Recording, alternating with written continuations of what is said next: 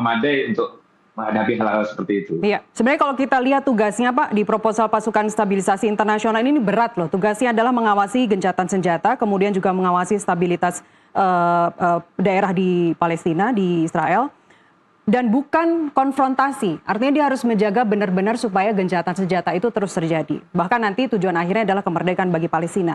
Presiden Prabowo sendiri juga mengakui akan banyak hambatan di depan. Tapi ini adalah satu-satunya atau the only lasting peace menurut Pak Presiden. Tapi Pak Fahmi, Anda melihat apa saja nantinya tantangan operasional yang akan dihadapi? Ya, banyak ya tantangan operasional yang dihadapi itu, antara lain soal tadi ya, apa namanya ya,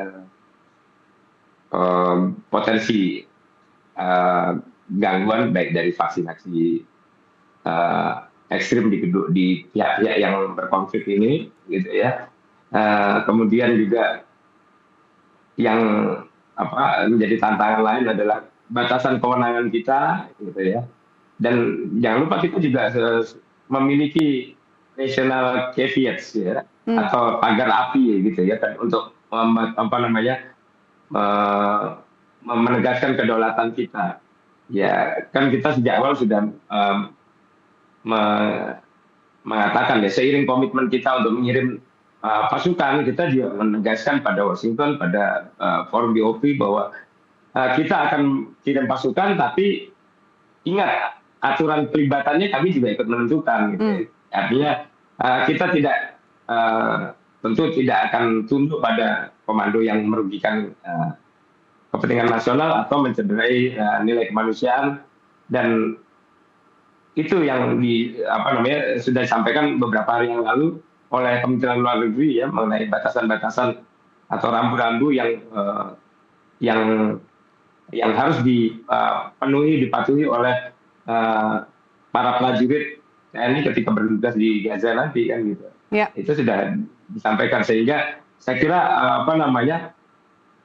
yang paling penting kemudian adalah bahwa Indonesia juga menegaskan dalam konteks tantangan di lapangan ini, bahwa jika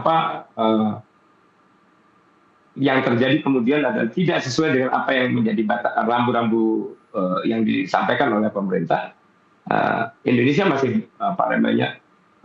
berhak untuk menarik keikutsertaannya, kan gitu. Menarik pasukan 8.000 prajurit TNI juga yang dikirim ke Gaza nantinya. Tapi Anda yakin Indonesia masih memiliki daya tawar itu, Pak Fahmi? Ya, kita sejauh ini kita harus melihat atau optimis gitu ya, apalagi dengan apa yang disampaikan Trump, bahwa nggak gampang bernegosiasi dengan Presiden Prabowo. Dia tangguh, dia smart gitu kan, sehingga ya saya kira itu ujian yang disertai sedikit curhatan mengenai apa yang sebenarnya dinamika dalam beberapa hari terakhir ini terkait dengan tawaran Indonesia untuk menjadi wakil komandan ISF, kemudian ketika itu disepakati tapi dengan syarat dan ketentuan yang disodorkan oleh pemerintah, gitu. Ya, tugas berat juga adalah pelucutan senjata Hamas yang harus dilakukan oleh pasukan stabilisasi internasional ini. Kalau kita mengacu pada pidato pembukaan BOP oleh Trump di Davos kemarin, Pak Fahmi, Trump klaim bahwa perang di Gaza telah berakhir. Kemudian dia juga menyebut api kecil begitu untuk kondisi saat ini. Bagaimana Anda melihat atau menilai realisme klaim Trump tersebut di tengah perselisihan sekarang pelucutan senjata Hamas? Ya, itu tentu akan menjadi bagian dari dinamika di lapangan nanti termasuk ya. Tapi tentu itu juga sudah dimitigasi dengan cermat oleh pemerintah sebelum memutuskan untuk berkomitmen mengirim 8.000 prajurit ke Gaza. Artinya kita juga punya pengalaman gitu ya, terlibat dalam hal-hal serupa di kawasan konflik yang lain, termasuk di dalam negeri kita sendiri ya, ketika perjanjian Helsinki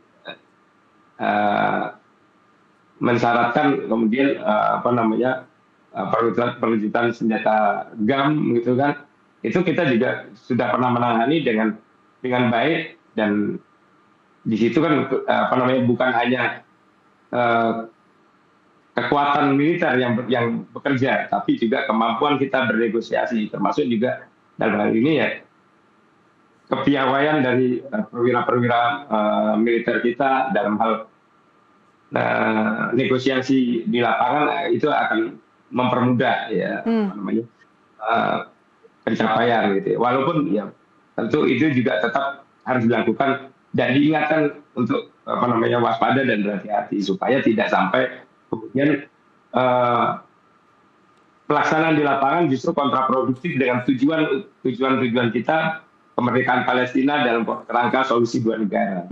Jadi apa saja yang harus diwaspadai Pak Fahmi? Kapan Indonesia harus menarik pasukannya misalnya, atau kapan Indonesia harus bersikap ketika ada regulasi atau indikator yang mengarah pada hal-hal yang tidak sesuai dengan tujuan awal? Ya itu tadi ya, ketika apa namanya Indonesia apa namanya melihat tidak lagi ada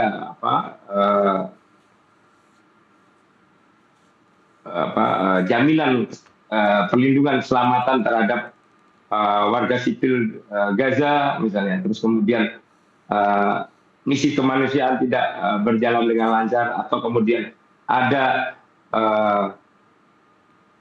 perintah-perintah terhadap pasukan ISF yang mungkin apa namanya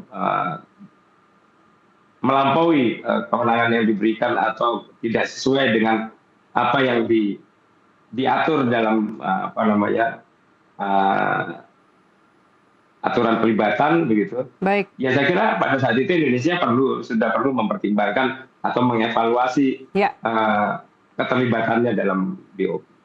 Ya, meskipun tadi Trump punya veto yang dalam 26 negara ini juga bisa bersikap terhadap veto tersebut kalau tidak menyepakati begitu. Terakhir, Pak Fahmi, saya ingin bergeser ke ekonomi. Kalau kita lihat pujian Trump kepada Prabowo di pertemuan perdana BOP kemarin, apakah Anda melihat ini sekaligus membuka peluang ekonomi untuk Indonesia di tengah, sekali lagi masih ada kritik dari MUI soal pro-Israel?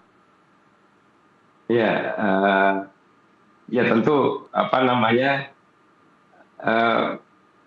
ujian Trump itu juga tercermin ya, bukan hanya dalam konteks geopolitik tapi juga dalam konteks ekonomi ya.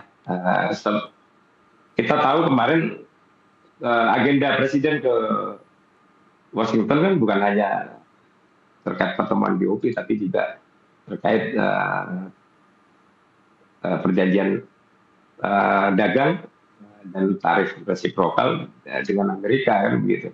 Artinya saya kira puji-pujian itu juga menunjukkan akan ada banyak peluang masa depan yang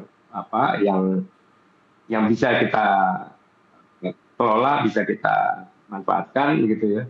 Tapi yang perlu kita ingatkan bahwa puji-pujian itu jangan sampai membuat kita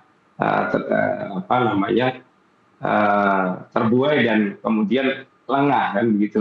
Itu yang paling penting saya kira ya, sehingga tetap perlu ya segala sesuatu dipertimbangkan secara rasional, mengingat kita ini kan bukan negara yang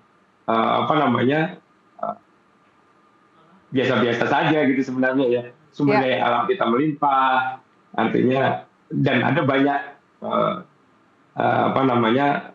sumber daya tadi yang kebetulan menjadi incaran dari berbagai negara besar, sehingga ya tentu kita harus pandai-pandai mengelola daya tawar kita ini untuk bisa menjadi kekuatan yang dioptimalkan untuk memperbanyak ya manfaat yang bisa kita kelola. Momentum Pak Fahmi, jangan dilewatkan momentum ini ya. Baik, terima kasih Khairul Fahmi, co-founder ISES, telah bersama kami di NTV Prime. Sehat-sehat selalu, selamat menyiapkan buka puasa. Pemirsa, di balik sanjungan dan kehangatan Presiden Amerika Serikat Donald Trump, tantangan besar menanti Presiden Prabowo Subianto. Kedekatan personal Trump dan Prabowo semoga bisa dikonversi menjadi langkah konkret untuk menghentikan penderitaan di Palestina. sekaligus menciptakan stabilitas dunia. Mewakili rekan Naila Husna dan seluruh kerabat kerja yang bertugas sore ini, saya Nasiti Lestari pamit undur diri. Terima kasih, sampai jumpa.